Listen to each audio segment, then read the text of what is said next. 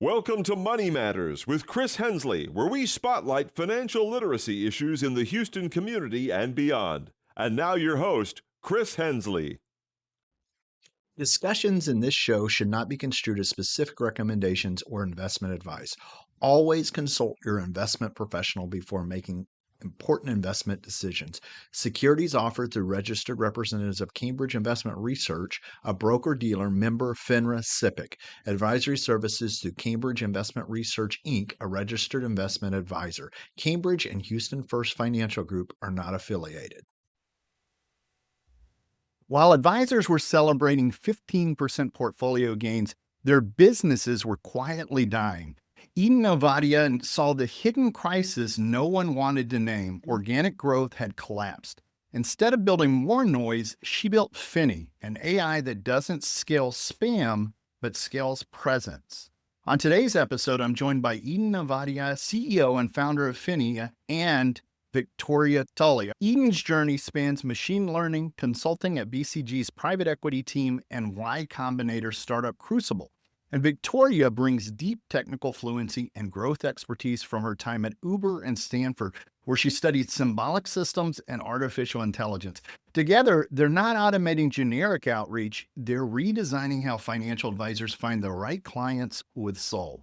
What makes their story perfect for Digital Kaizen for financial advisors is this. FINNY doesn't ask advisors to become someone they're not. It simply helps them become better at being who they already are, with less guesswork, less rejection, and more connection. If you've ever felt like prospecting drained your energy instead of deepening your impact, this conversation is for you.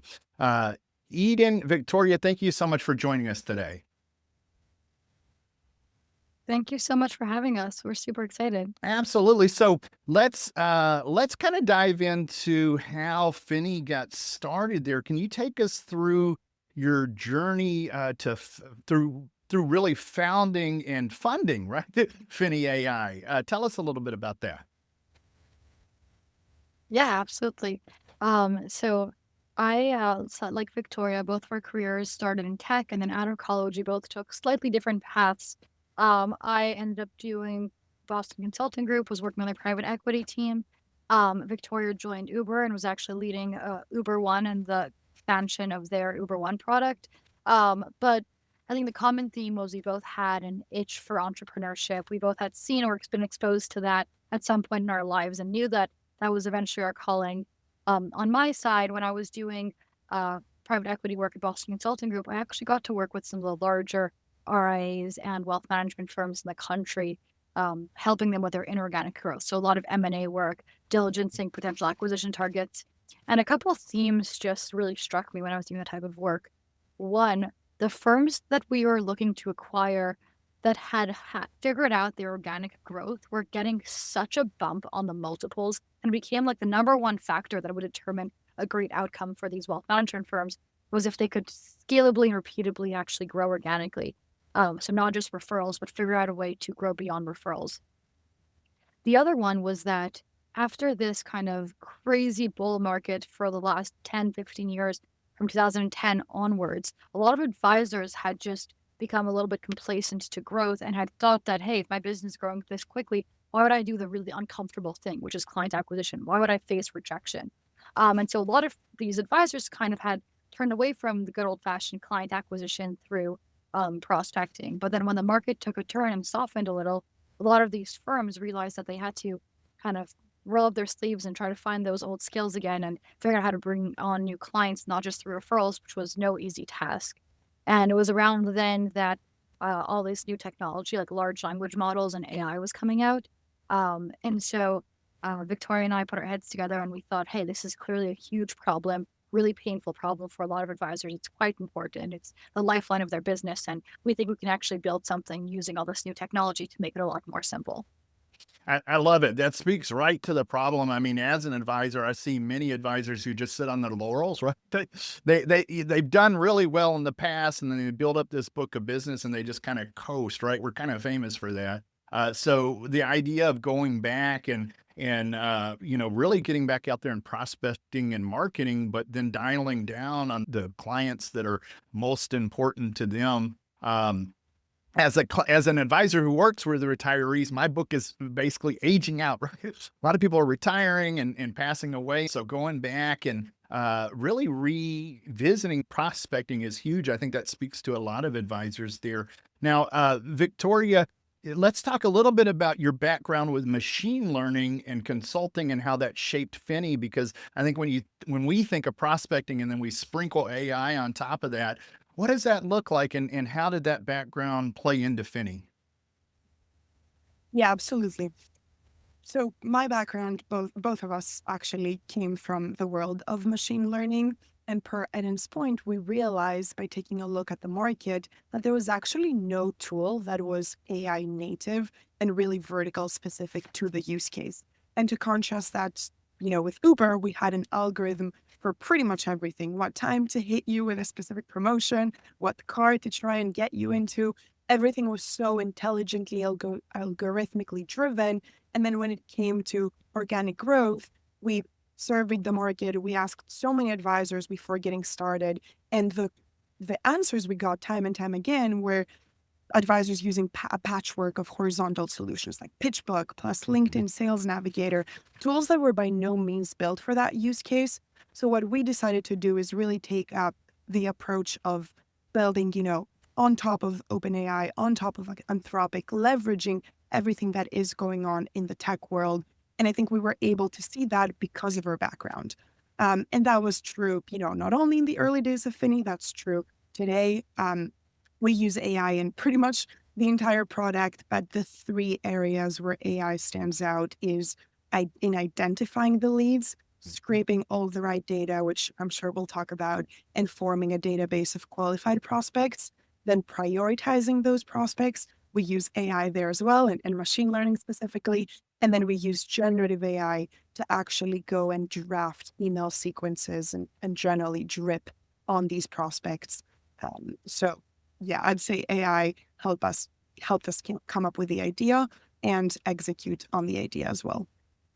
I love it. I love it. So I want to dive right into kind of your process, because, and just as somebody, I've kind of had a negative attitude towards marketing companies like in the past, right? Because if we think before AI, we think about these companies that would purchase lists and then they'd, sell them back to advisors, and it was very expensive and nothing seemed personalized. It seemed like everything was kind of done in mass. Tell me how Finny automates and optimizes this entire prospecting process. How are you different? Yeah, so I think like the kind of 1.0 version of this was, okay, you buy a list, even for like $5,000-$10,000, you're buying this list of people. And then the more sophisticated advisors were potentially putting that in an Excel, having an EA or having themselves then do research online. So individual line by line, pulling all the information they can about this person, and then cold calling them, drafting cold emails.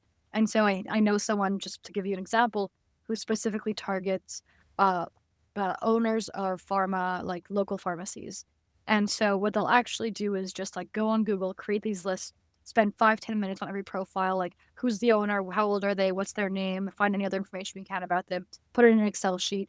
That'll take 8 hours to draft a list of, I don't know, 100 or more. And then and then the next step is cold calling each one, drafting each one. Probably takes them 20 hours. Maybe if they're lucky, they'll get one response, right? Because cold outreach takes repetition.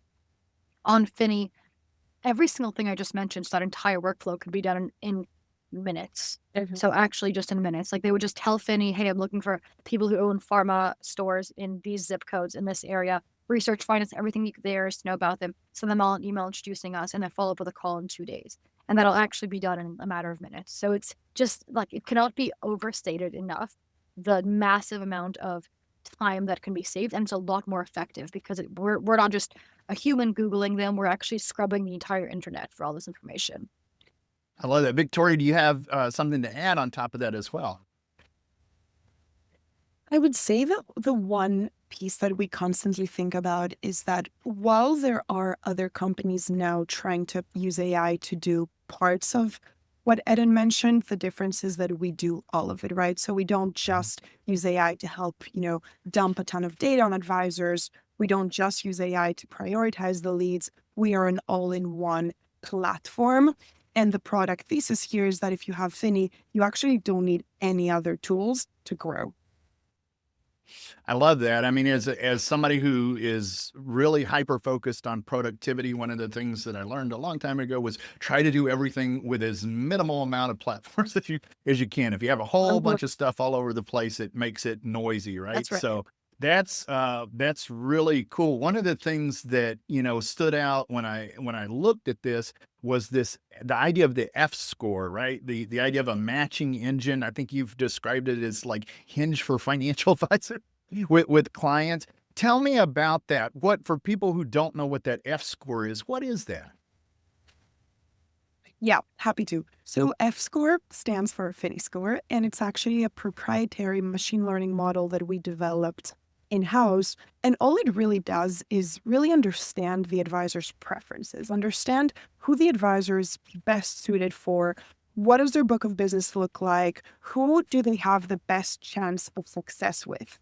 So it, on the one hand, predicts that compatibility between the advisor and the prospect, but then on the other hand, it also predicts the prospect's propensity to need a financial advisor, right? Did they go through any money in motion event recently? Did they Google terms like financial planning or advisors near me?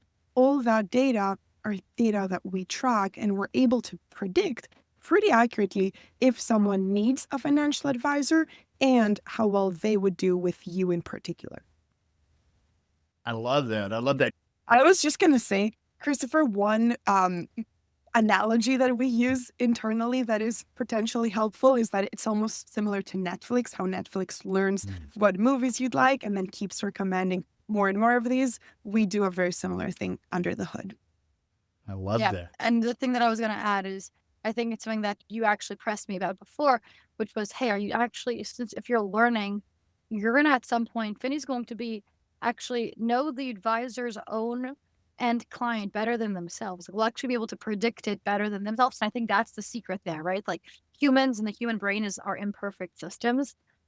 Machines don't make mistakes. Machines learn from patterns. Human minds have a lot of biases. Like there's a recency bias. And so it's very easy to say, "Hey, oh yeah, I think I work with this demographic the best. I think I work with this type of person the best." But actually using FINNY in the long run, we'll say, mathematically, this is the demographic that's resonating the most. And this is the messaging that's resonating most with this demographic. And so we can actually learn better than the advisor. And I like the term, like, we're actually going to become their second brain, right? Like we actually, all this knowledge is going to be captive in FINNY, and we'll be their second brain, actually helping them find new clients. I love that. I love that. I'm very picky, right? So for a prospect, for me, I've gotten to a point where I do webinars, twice a month. And if somebody finds me online like cold, I'm less excited about that person than somebody who's attended my webinars over months, because they've kind of gotten to know me. They've gotten to, my style. They fit my niche. They're 55 and up. They're state employees. They're about to retire. And so it really helps me narrow. One of the things that you talk about is helping the advisor really find a true fit. How does FINNY's technology identify not just prospects, but prospects who are a true fit? Yeah, so a lot of what we do, I would summarize it into three broad buckets that we're using to match on. So the first is the similarity between the advisor and that prospect. So not, and not about what a potential client could need or any offerings, really like human to human. So do they grow up in similar towns? Do they go to similar schools? Do they go to the same school? Do they have similar interests? Do they have kids the same age? Are their behaviors online the same? And I think Victoria can talk a lot about that a little bit more too. But really just showing the similarity, shared experiences, because all of those things are known to actually lead to like a longer, healthier relationship. Probably similar markings when you're looking to find a potential partner in life. And so that's the first. The second thing that FINNY is modeling on is the similarity between the prospect and past clients of the advisor. So how much do they look alike, right? And so sometimes an advisor will do really, really well in a specific group of people or specific demographic. We're going to model it to that. And then the last point is really just how does the advisor services overlap with the client's potential pain points. And so what our platform is able to do really, really well is it ingests a potential prospect and actually predicts what financial pain points they'll be going through based off all of its knowledge that it knows. And then it'll say, do these pain points match up nicely to the advisor's key offerings? I love that. I love that. I'm smiling real big because when you said it's the same, sort of similar to looking for a partner or in a relationship. I'm writing this book right now, and I'm doing a beta read, and so I'm exchanging a beta copy with a different author, and it's a relationship book on compatibility. It's like 400 pages long. Oh, that's so I funny. didn't think I was signing up for, but now I'm deep into the weeds with that. So it's interesting when you mentioned that some of these. I think compatibility with it, having those similar traits with your prospects or your potential clients, right? It makes for an easier relationship over the life of the advisory practice for sure. In what ways does FINNY's multi-channel prospecting system differentiate itself in supporting advisors? Yeah, I think Such a good question. yeah, we think about that all the time. It really ties back to our earlier point of trying to be the only platform that advisors need, right? So naturally, to be able to do that successfully, we need to allow advisors to really touch prospects through multiple channels. Not everyone is equally responsive over email, for example. If you try to reach a retiree over email, good luck to you, right? Versus a tech executive, for example, might be super responsive on LinkedIn. So instead of, forcing the advisors to go down a specific path, what we want to do is give them the toolkit to really meet the prospect where they're at. So tangibly, that means being able to reach out to them via email, via LinkedIn, via an AI voicemail, which is our newest and most exciting feature, via handwritten direct mail that arrives in someone's home with their name on, personalized to them, which obviously, as you can imagine, is super effective for certain segments of the population. But all in all, we want to be that one platform that allows advisors to really, communicate in a way that is hyper personalized to the individual and the most effective that it can be. And for that, we believe that the advisor needs to exist in multiple channels. I love that. Personally, I'll do things that work and I get in this groove and habit and I say, well, that works. I'll keep doing that. And you just listed 4 or 5 other touch points with prospects. I'm definitely not leaving AI voicemails, right? I mean, these are things that advisors just aren't doing. We're lucky if we get one marketing channel going. So the idea that this is embedded in FINNY's technology, that's awesome. I want to switch gears for a moment and talk about the idea, because we talked about this in the article about human first and human first approach to AI. How can advisors strike the right balance between automation and human touch? Yeah, that's it's a good question. So I think that as we're talking about all these AI tools and how they're going to affect kind of the future workflow of the advisor, one thing will be more and more important is the future role of the advisor will be centered around that human touch. And so how can the advisor leverage AI not to lose that human touch ever, but to actually deepen and unlock more time for them so that every one of their clients actually gets FaceTime with them and actually feels that really genuine connection. So it's something that Victoria and I talk about quite a bit, actually.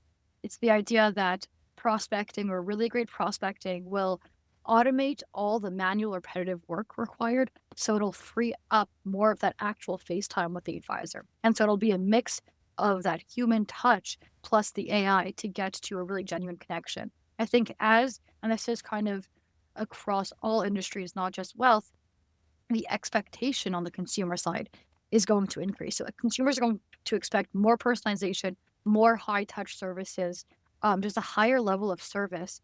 And AI is going to unlock that. And so the idea is with FINNY, the end client is getting hyper personalized communication from the very beginning. The relationship isn't starting from some cold email from a generic newsletter. It's actually starting with a very personalized outbound, whether it's on LinkedIn, on email, through a phone call, through direct mail. And that like high touch, high service feeling is going to carry through to every interaction, including that first meeting, including that dinner, the webinar, the event that they're hosting. And so some of the most successful prospecting strategies on FINNY is a combination of an in-person event plus AI outreach to get them there. And so it's a AI message that's really personalized to get, hey, I'm hosting an event at a local golf club. Why don't you come by and, we'll do a dinner. It's for other business owners just like you. So, and then leading up to that event, it's all automated communication that feels personalized. At the actual event, that's the time for the advisor to shine and build that really, really personal relationship, but they're not starting from zero, right? They've already built that level of trust and rapport. Yep. And it goes back, Christopher, to what you said in the very beginning, which I loved, which is that what we're enabling advisors to do is not be someone that they're not, but rather do more of the thing that they do love. And if you ask most advisors, hardly anyone would say that their favorite thing about their job is, like cold outreach or anything along those lines.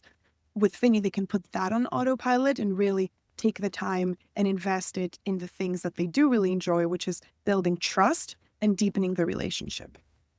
I love that. I love that. Now I'm going to paint a picture because where we're at, I mean, AI has been around for 20 years, but we've really seen this compounded effect in the last 2 years. And when we even dialed down into fintech, into our field, we saw the note takers, the AI note takers take off, right? That was a big thing, but this is a moving target. And you've got people who are, early adopters who will jump on quickly and be okay with the word AI, right? And then you've got advisors who've been doing stuff for years. And so what I want to talk about are to those people, some of the misconceptions. What are some of those misconceptions that advisors have about AI replacing relationships?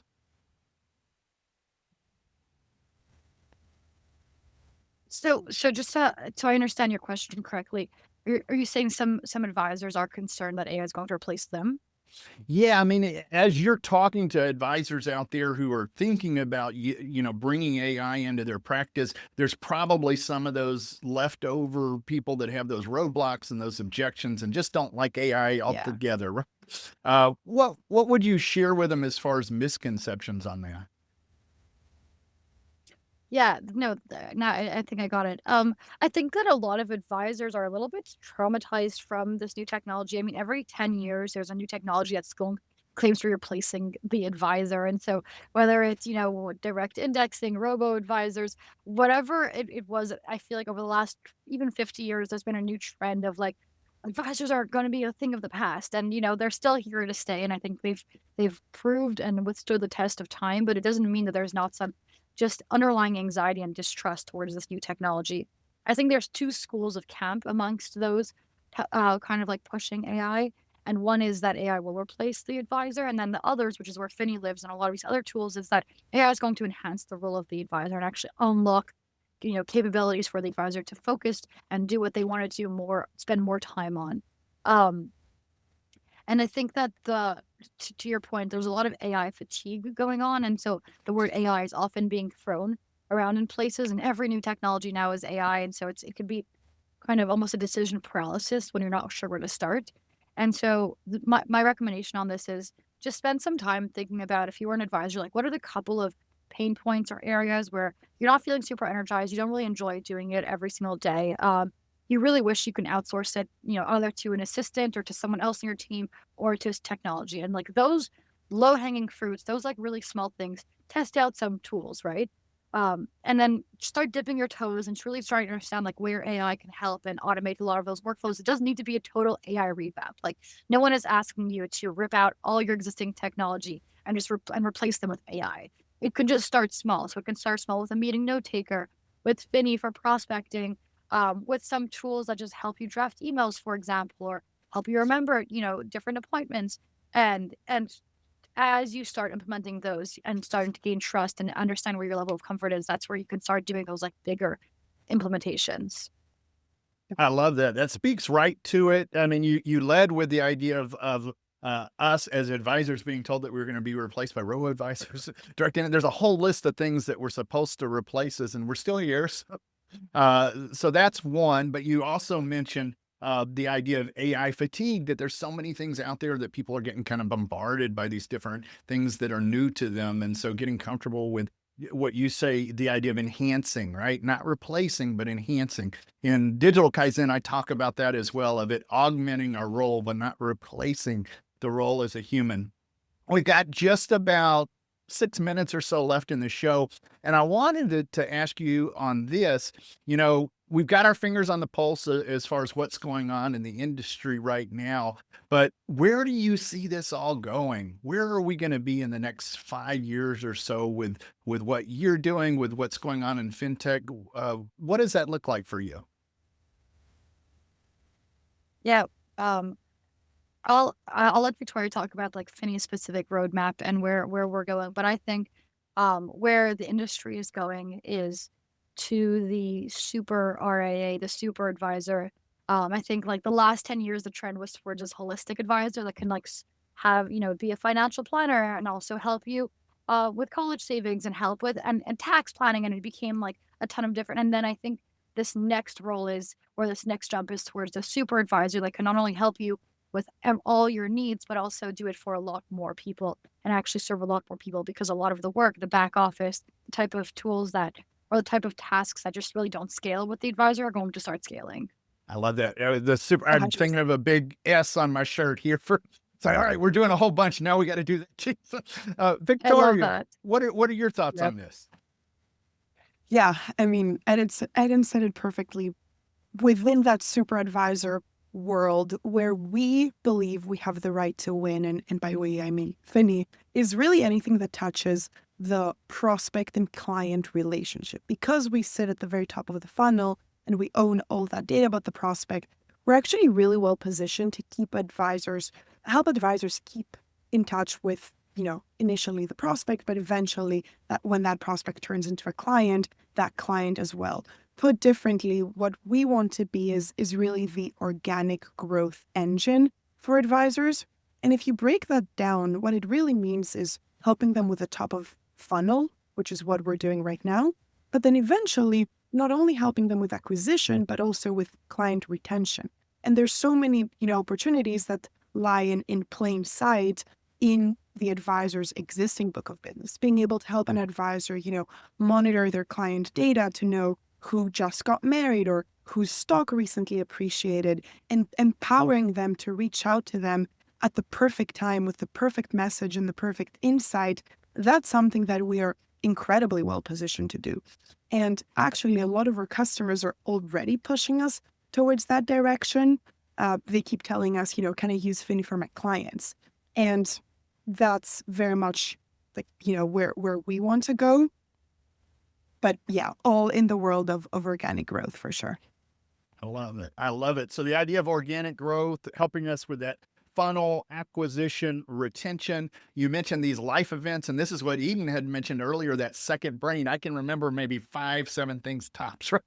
Like chew gum and walk at the same time. And then we've got people getting married, kids going through college, all of these different life events. And it's very hard for advisors to keep on top of it, but it's what's key to keeping connected and having those relationships.